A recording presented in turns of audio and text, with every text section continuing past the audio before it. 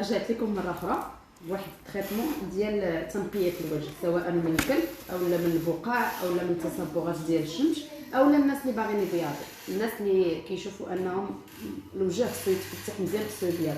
اصلا الوجه ملي كيتنقى من الكلف ولا كيتنقى من الحبوب ولا كيتنقى من التخاص راه كيبيض اوتوماتيكمون. بالنسبه لهذا هو ديال الكلف، المناطق الحساسه في الجسم وحتى الوجه. غتقولوا لي صغير لان غير شويه كتقر، يعني شويه ديال البرودوي اللي كديروا في الوجه ديالكم وكيقر، اولا في المناطق اللي عندكم فيها بقع داكنه او بقع سوداء.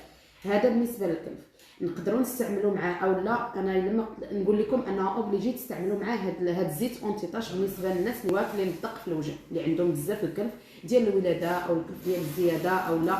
المهم هذا كيدار مع هذا اونتي طاش.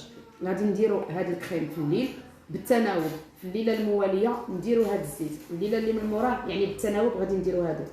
من بعد قبل ما نستعملوا هذا الكريم ولا هذا الزيت ضروري ما نغسلوه بواحد في هذا الصابون هذا على حساب اللي كيلائم البشره ديالنا. بالنسبه لهذا ديال الارغان، ها هي ديال البشره الجافه، البشره اللي كتقشر، البشره اللي جافه بزاف. بالنسبه لهذه لجميع انواع البشره ديال الالوفيرا، راكم استعملتوها وعندنا شهادات عليها بزاف وكتطلبوها بزاف. هذا ديال حليب الحماره بالنسبه لجميع انواع البشره، راه هذا معروف راه مطلوب بزاف كينقي الوجه.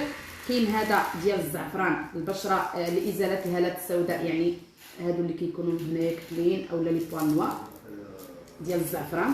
كاينه ديال النيله، حتى هي النيله كتساعد على غادي تمشي لكم مع هذا التريتمون هذا، لانها كتحيد البقع الداكنه من الوجه وكتحيد حتى هي لي بوان نوار. وكاين هذه ديال العكر الفاسي اللي كطيح عليك السر على البشره وكتعطيك ديك التزنيقه اللي حناك.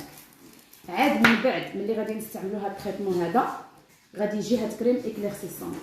بالنسبه للناس اللي ما عندهمش الكلف غير عندهم شي بقع خفاف في الوجه وبغاو يبيضوا يستعملوا هذا ويستعملوا معاه زيت انتي طاش. بالنسبه للناس اللي عندهم بزاف الكلف في الوجه والبقع يعني الداكنه في الوجه يستعملوا هذا ومعاه زيت انتي طاش. نتمنى انكم فهمتوني، والفيديو اخر ان شاء الله.